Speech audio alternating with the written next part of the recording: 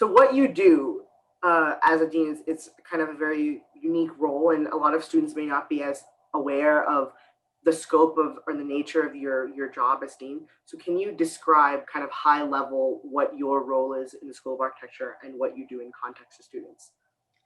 Well, I think that it's sort of important to note that between the School of Architecture and the Wildflower Center also sort of reports to me. I have, about 850 people that I'm responsible for. I would think about this as actually having three things, three sort of buckets on here, being responsible for not only sort of all 800 so people, but 800 very different people. Because if you think about what the welfare and the needs are of the students, welfare and the needs, for staff, and welfare and needs of faculty. So very different kinds of human resources issues, all of that throughout.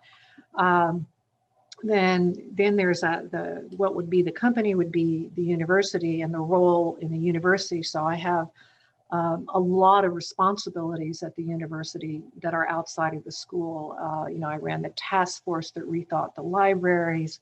We're looking now at a series of different kinds of how we need to reorganize certain aspects of the university, whole different pay structure in certain places.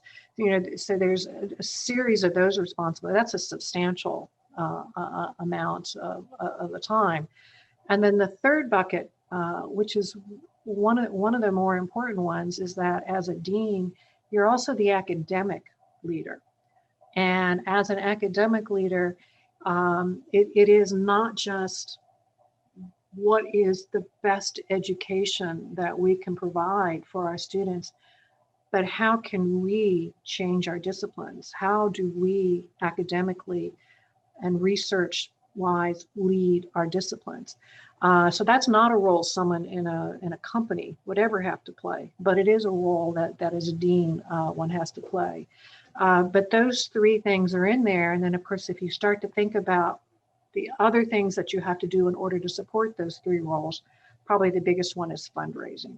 I'm lucky and honored and privileged to have the job. But the real pleasure comes from seeing how each of our students develops and grows, and that's the best experience and the best reward of all. Also, I'm curious, when we were kind of researching a little bit more about your role, um, the aspect of like representing the university academically, how does that extend? Because I was looking up about kind of how your role extends also to research and like influencing like legislation, as kind of like using the UTSOA research department to kind of push forward things and do kind of like tests. Can you talk a little bit about that as well? I would say that's one of the most exciting parts about being a dean versus, my role as a researcher. As a researcher, I specialized in, I my fundamental question as a researcher is I like to know how things work. But the thing is that understanding how things work doesn't mean that you can do anything about it. I can teach about it. I can write about it. I can maybe develop a prototype here or there, but I can't really make the effective changes. I think the most exciting thing about being a dean is beginning to understand the much bigger picture. And so for me, it was the much bigger picture of understanding how those discrete moments of understanding things fit into a much larger landscape of how we do planning for cities. All of those different kinds of things that I never thought about before because I was always focused on my question. But I also love the fact that we are agents. We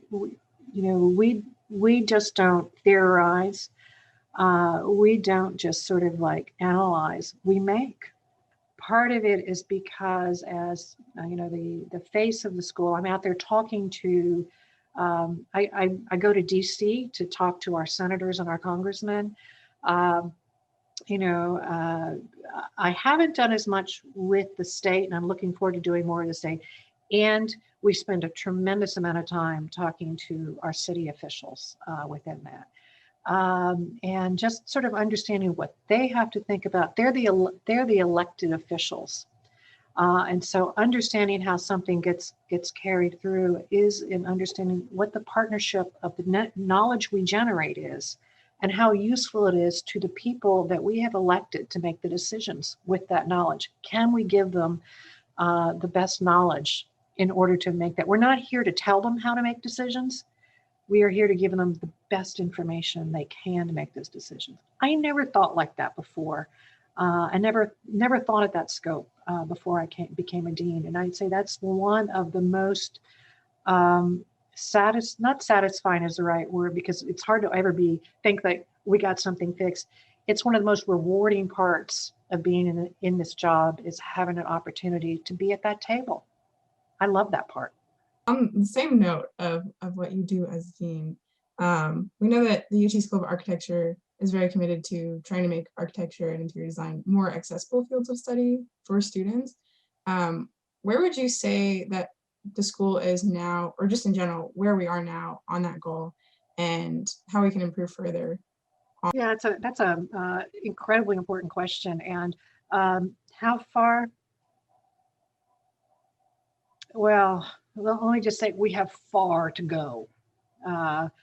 We might have come a long way, but we have really far to go. And I'd say it's in a couple of areas.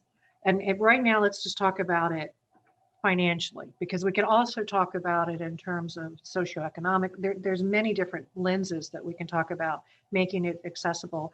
But if we think about it, first of all, in terms of financially, the one of the things that has, I think, a start in the right direction, and this is a start from the university, which I was really glad to see, but it's a start. Now that the university is not charging tuition for families who make less than $65,000, and reduced tuition for families under $125,000. That's a fantastic start. Where fundraising comes into play for us is finding any other way that we can support a couple of other things within that. So for example, yes, that covers tuition, but it doesn't cover anything else. So it's still an expensive place to live. And our fields tend to be expensive fields to study. So I'm going to come to that closer to the end of this. So the part in the middle that we're working on is we're trying to raise funds in order to deal with completing that package, so that it's not just tuition being covered, but also now going to, what it's like to live here and support those types of things. We're very interested in really increasing things like internship opportunities, and internship opportunities from the standpoint that this will enable students to have the incredible experience of getting work experience, valuable work experience, and money from it. So money is a support for them. And the more that we can build those up. We're working right now on trying to actually build in additional options in our residency program. So we have a professional residency program, and not as many students can participate in as we'd like, because a lot of them actually can't afford to take those positions. They can't afford. There's a wonderful firm, for example, in New York, that they want to have a residency with. The firm will, of course, pay them. We require that. We require that they pay them.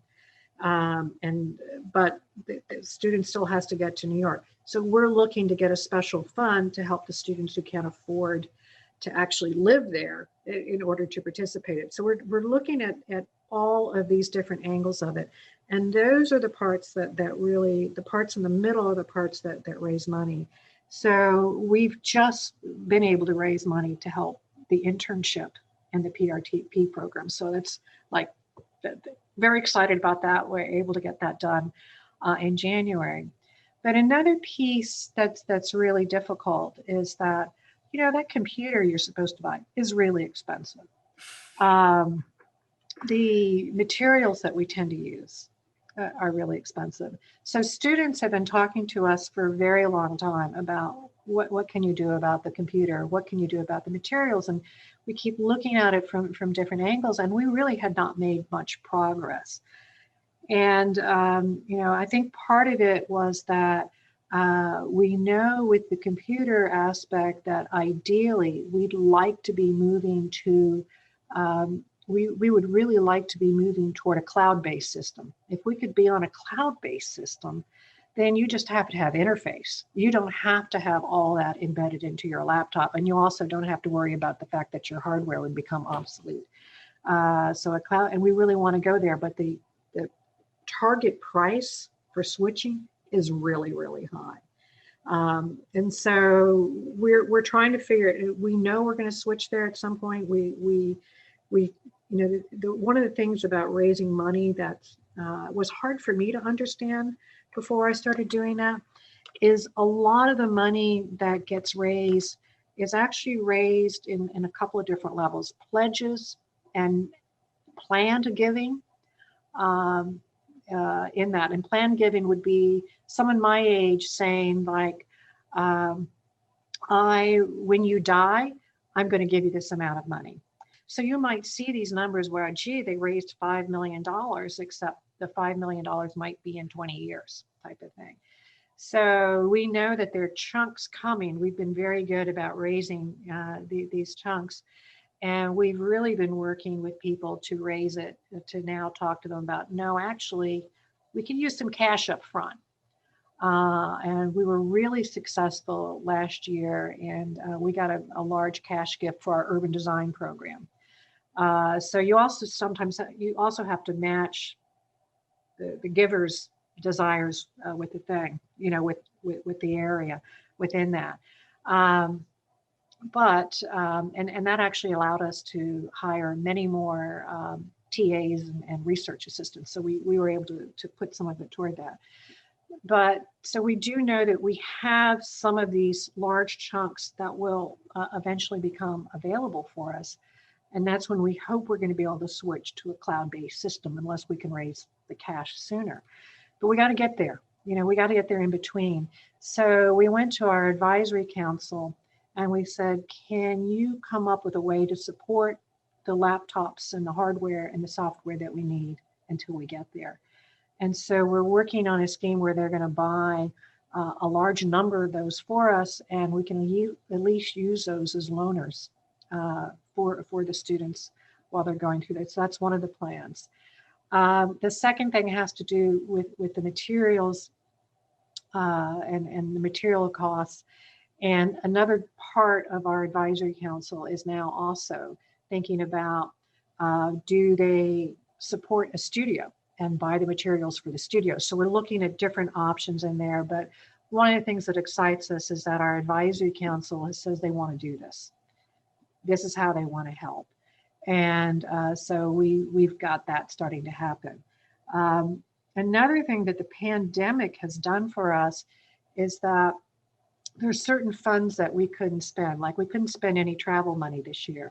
So the travel money is actually going to go to be used for scholarships for anyone who wants to study in the summer. So now that we had that opportunity, we're starting to look at all these other places where we had been spending money, and maybe we can start pushing them in these different areas. So I think that we're chipping away. We're chipping away. The biggest change will come if we can go cloud-based. That'll affect everyone. The second biggest change will be if we can get a reasonable number of student scholarships and support to flesh out the packages. Those tend to come one at a time, you know, so that's going to be slower in progress. But I do think the other thing that we haven't been as good at as we should, and we just we need to get better at this, is actually being extremely clear about how much it costs to go to school.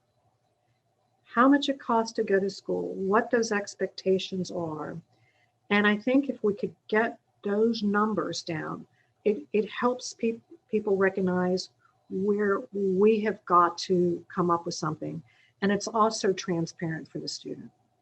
But we got a long way to go.